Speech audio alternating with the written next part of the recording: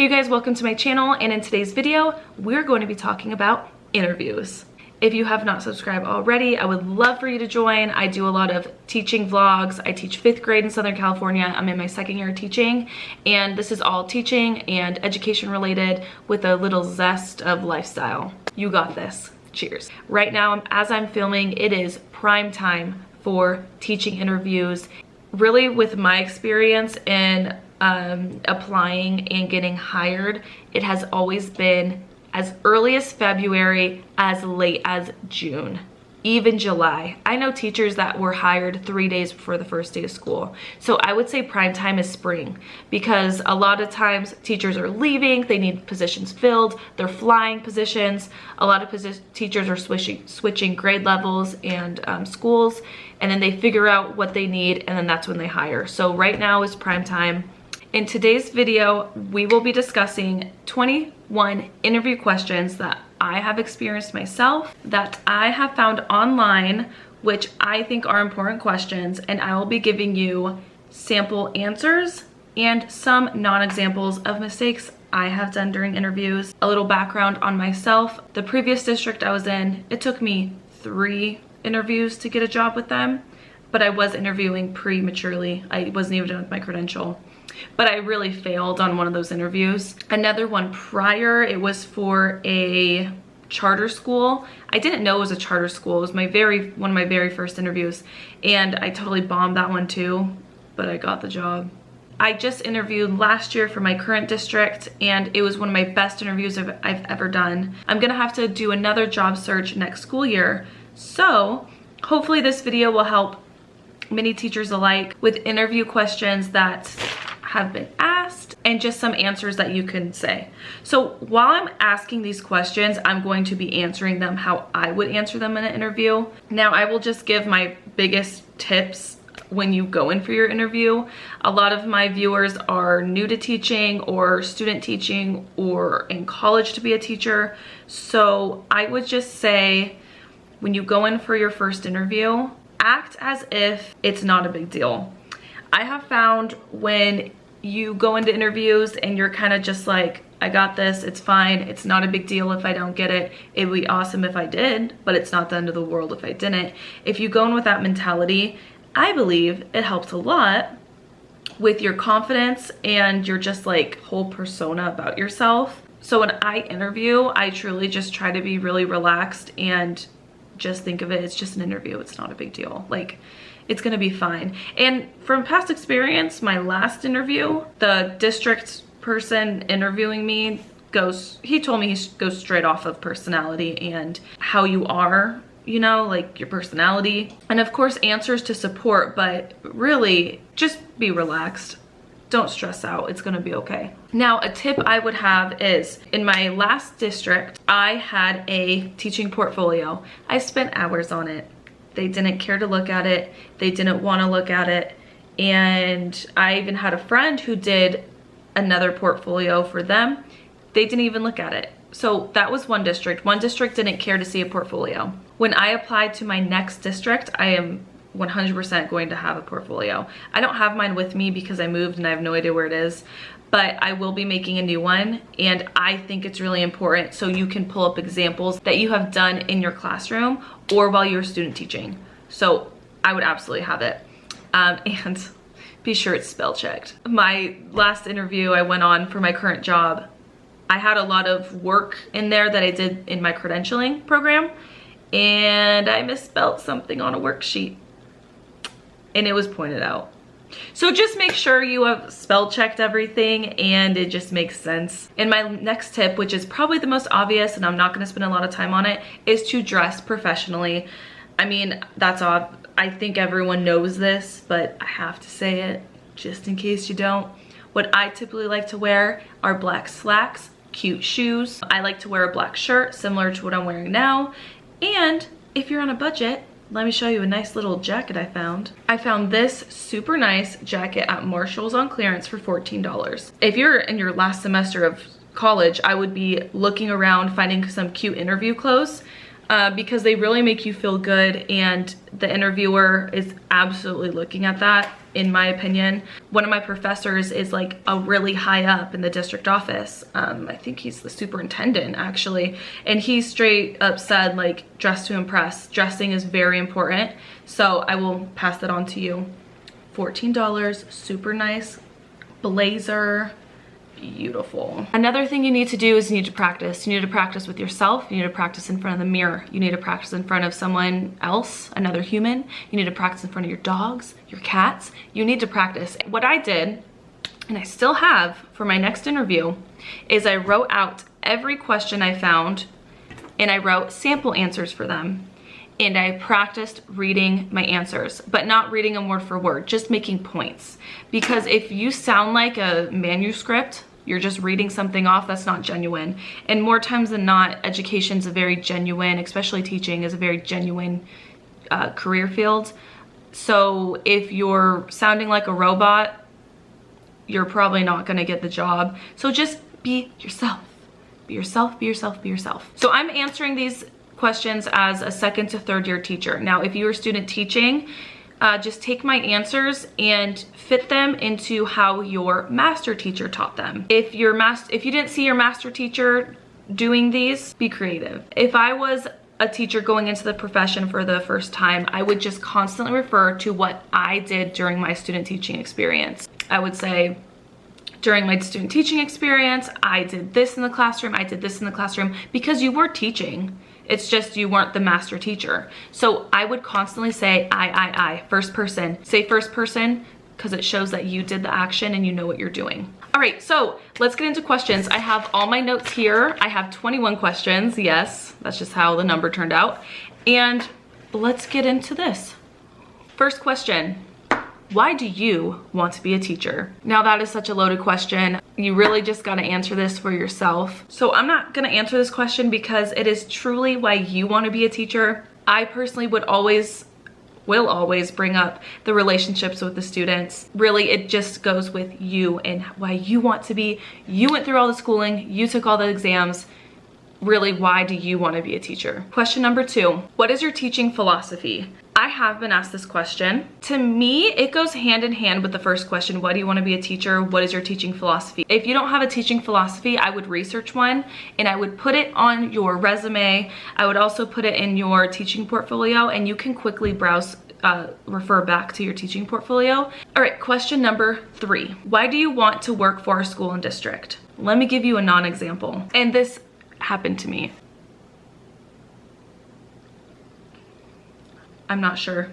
That happened to me. I didn't know the school. It was the charter school. I didn't know it was anything special. I didn't even know what a charter school was. And I didn't even know it was a charter school. So definitely research your school or district before you apply. I'm not gonna make that mistake again. All right, question number 4. How would you get your classroom ready for the first day of school? Non-example answer. I'm gonna set up a lot of bulletin boards and I'm gonna just cover my walls with paper. I'm just gonna make it really colorful and just so the students walk in and their eyes just go, and they're just gonna be really excited to be in my classroom because it's gonna be all crazy in there. And it's gonna be so colorful. I'm gonna let the kids sit wherever they want because it's their classroom and they get to do whatever they want. How I would answer this question is, leading up to planning for the first day of school, I will ensure that I practice my routines and procedures with my class. In my lesson plans leading up to the first day of school, I'm going to ensure I will be practicing procedures and routines often.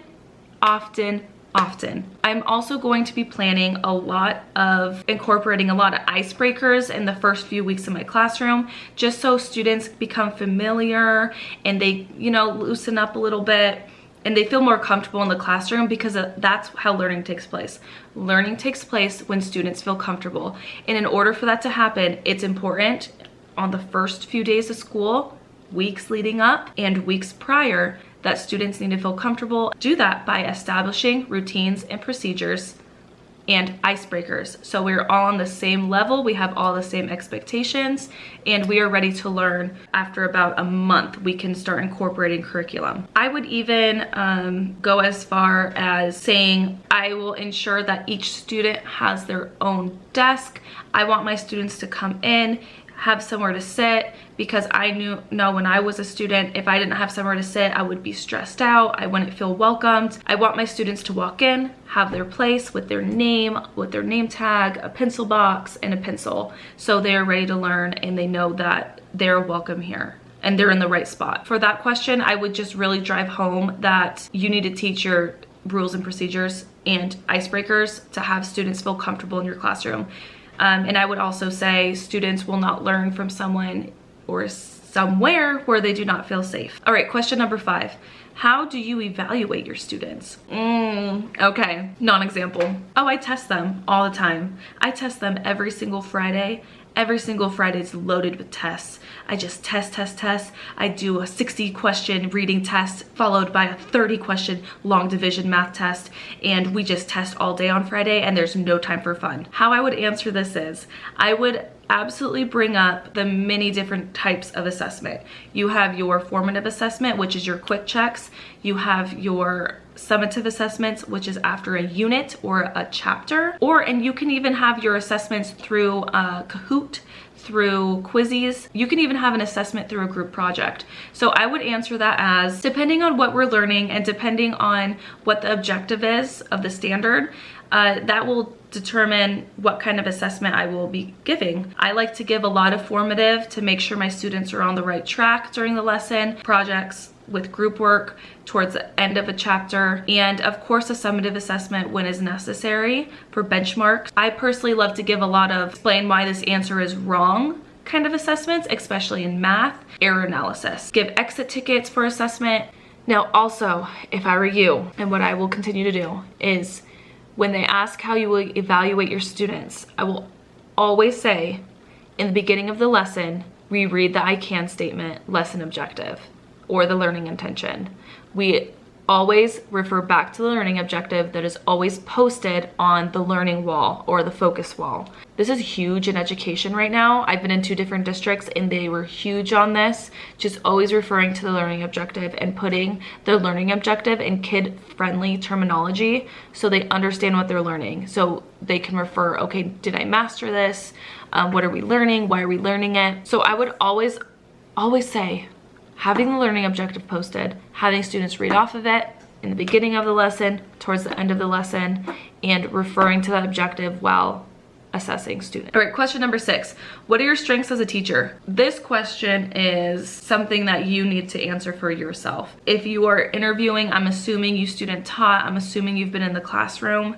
So I would say just be very honest with yourself. What is your strength? I personally hate talking about myself. I don't like it. So these questions are always like, to me, give this an opportunity to have your strengths shine. So whatever that is, you could say, I really care about my students and I really love to dig deep in the curriculum so they understand the topics. Like, you can say so much here. Question number 7, what is your biggest weakness? Again, I don't like answering questions directly about myself. Me, how I always answer this, sometimes I don't chunk and chew small enough. Sometimes I'm so excited for this lesson and I want to dive right into it. However, I forget that there needs to be some background knowledge there. I would even say my biggest weakness is I really care. I just want to do all these fun activities, and sometimes I don't have time for everything. Sometimes I overplan in my day, and it's really honest. And I think in education, if you're in the right place, I mean, we teach our kids all the time, it's okay to make mistakes and it's okay to understand your mistakes and learn on that. So when I talk about diving into a lesson and not giving enough background knowledge, that's a perfect example of I'm learning as I'm teaching. Non-example. Nothing. I'm perfect. Okay, question number 8, one of my favorites. How do you interact with parents? I love this question. I love this question. I love this question. So down below, I have my TPT product of my behavior plan, specifically what I do for behavior management, and it incorporates parent communication. I send home every single Friday that parents sign and bring back. So that's linked down below. I also have a video corresponding to that, linked down below. If you don't have a behavior plan, or if you need to revamp your behavior plan, you could check out what I'm doing.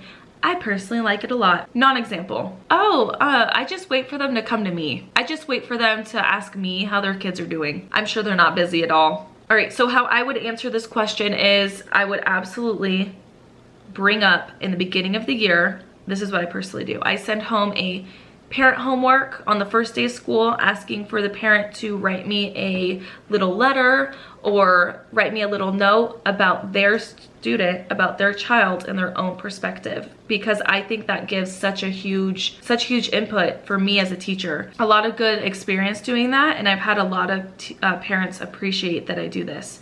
So that's how I first start, and I always give a welcome letter saying, like, we are a team, we are working together for your child's education. We are literally a team: a teacher, student, parent, admin, school building, janitor. Everyone is so I would absolutely say I love to take a couple students a week and push time aside to call the parent and let the parent know how their student is doing. And I love to give the positive reinforcement phone calls or the positive reinforcement emails out of nowhere, sporadically. And I think that's how we build really good parent-teacher communication and a bond. I want us to be a team, constantly reach out. Hey, this is what we're doing. Can you help me with this? This is what they need help in. And just having that good communication with my Friday, sending notes home every single Friday. I send notes home, writing down what the student needs help in, how they're doing. Just having that constant feedback will build the relationship higher, or build the relationship more sturdy. What is your classroom management plan? Please refer to my video down below. All right, here's an actual answer I gave as a non-example. I'm gonna be strict, but I'm gonna be fair about it. So if you get this question, which more than likely you will, I would absolutely 100% say and refer to positive reinforcement. Constantly giving out those positive reinforcements in the class. Finding the student who's being an excellent role model and example, calling them out and saying, I love how you're doing this, and really being explicit to what they're doing so that other students know how to act without pinpointing on the student not doing what they're supposed to. When you give positive reinforcement, it's more positive, and students will want to emulate that. Also, in the beginning of the year, I do a social contract. I will link that video down below. It will be down below on how I create my social contract. It is directly from CKH, Capturing Kids' Hearts. My district is a CKH school. Many districts are a CKH school. If you are a CKH school/district, you will be trained in this. If you are not and you want to incorporate that, it is down below. My first district was not a CKH school. I did incorporate it anyways, and it helped a lot. So always referring to our social contract that we all signed, we all agree on, is another form of positive classroom culture and environment, positive reinforcement. And of course, I would also say if students are not making the correct choices, there is a list on my wall going step by step of the recourse if you're not making right choices in the classroom. And those include a phone call home, just so parents know how their child is acting, and hopefully there can be support there. Just always having that open dialogue with parents is essential. Question number 10, what do you like best about teaching? You got to answer this one for yourself. Just be very honest. Question number 11, tell me about your teaching style. Non-example. I like to be the cool teacher. I like to be the teacher where the students know they don't get in trouble and it's always sunshine and rainbows. For me, I like to walk around a lot. I like to call on students a lot. I love a lot of engagement. I love a lot of lessons where I have students are actively engaged throughout the entire lesson. I love a lot of whiteboards. I love a lot of partner talk. I love me less talky, students more worky. It's literally what I tell my students. I just love a lot of interaction, and I love a lot of partner talk and discussion.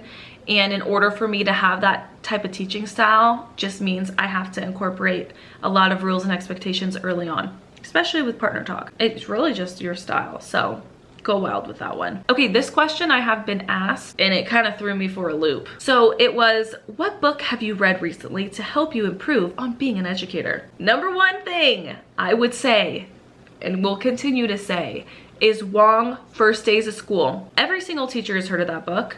You probably have heard of that book. If you haven't heard about that book, please read it. It's gonna help you so much, especially if you're a first-year educator, it's gonna help you so much with your classroom management. Something I lacked my first year of teaching and continue to lack a little bit my second year Hopefully I'll be better at it my 3rd year, but it's a lot of practice, and just reading through it is gonna help you a lot. The book Wong and Wong, First Days of School, have helped me so much in establishing my classroom rules and expectations, because without classroom rules and expectations, there will be no learning taking place, because I will constantly have to redirect. So that's how I'd answer that. Question number 13, how do you motivate students to learn? You know, even referring to this question right now, that's a really hard question for me. For me to answer that question, and I'm really just like freeballing here, I would say how I get my students to learn is having a lot of data chats and having a lot of grade talks. So what I mean by that is after an assessment or after any kind of project or whatever, I love to have open dialogue with my students. I love to pull them back at my desk or at my small group and we talk about it. I give us like once a month, I talk about students' grades with them. We have that dialogue of what can you improve on? Like, what do you need? What do you think? How can you improve in this? What do you think you can do better? And I love to do that once a month. I call it data chats. Just having that dialogue and being like, you know, like you can do so good, or like you're doing so well, or do you think you can do better in this? And just having them be a part of the dialogue is like game changer for me personally. And I also, with every good math test grade, I give candy. Doesn't hurt. Question 14, we're almost there. Describe your worst day in class. Now, just to answer this, I will give a little, honestly, if I were to answer this question, I wouldn't like be very specific. I would just say I was giving a lesson, I was so excited about the lesson, I'm teaching the lesson, and it's kind of crashing and burning. After self-reflecting at my lesson and the objective, I noticed that I didn't give the students background knowledge, so they had no idea what was happening. They didn't understand like what the topic was of the lesson, and that was just an opportunity for me to grow as an educator and the importance of background knowledge. That's how I would answer that. Another example I would say, thinking about this and what I would almost say in an interview, I would say on Tuesdays is minimum days. So on Tuesdays, students do not have lunch recess. They just eat and come to class. And I was noticing that after lunchtime, my kids were pretty crazy. They were acting all wild in the classroom. We weren't getting as much work done as I would have liked. And after self-reflecting, use the word self-reflecting because all teachers need to self-reflect all the time. After self-reflecting, I realized the students aren't getting lunch recess, so they're wild. So now on Tuesdays after lunch, we go and play outside for 10 minutes just to get all the jitters out, and so they can get their talking out. I can't imagine going to lunch, eating, and not being able to talk and chat with my friends. They're bringing it into the classroom, so I had to make the decision to take it out, bring it back in, get some work done. So in that question, I would really just talk about what was your worst day and how did you fix it? I would absolutely always give the solution to the problem here, and I would use the keyword self-reflect. Question 15, how do you incorporate social emotional learning in your lesson? I think in a lot of districts now, don't quote me on this, but I think in a lot of districts they are having a lot more social emotional curriculum incorporated into the school day. So every Tuesdays we had social emotional learning. How you can also answer this question is you can share good things in the morning, which means you call in a student, they share something positive in their lives. You can have a morning meeting. If you don't know what that is, there are plenty of resources online as well as a book that you can use. I personally want to incorporate morning meeting next year. Something else I would incorporate next year that I'm working on is I'm gonna have a binder where students can make an appointment to have lunch with me, and we can discuss like any problems they're having, if something's bothering them, and just giving like a nice little counseling appointment for my students. Okay, question number 16. How do you use technology in the classroom? Oh man, you guys, you can do this in so many different varieties. If you are out of the credentialing program, I'm sure you know this by now. You can do formative assessments. You can use Smartboard. You can do Pear Deck, Google Classroom, Kahoot, Quizzes. You can do all these things. So really just pick your favorites. You can even do Plickers. Pick your favorites, talk about them for this question for technology integration.